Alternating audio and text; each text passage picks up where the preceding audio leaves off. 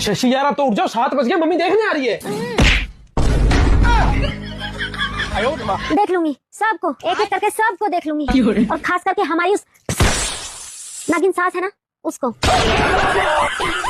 सास नहीं है वो, तो हमारे पिछले जन्मों का श्राप है वो, हमारी कुंडली पर बैठा काला नाग है वो।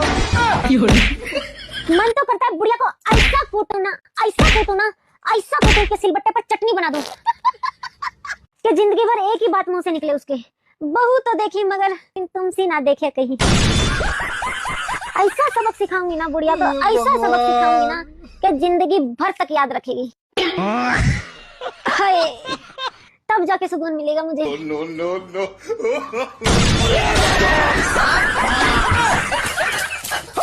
मम्मी जी, पापा चले।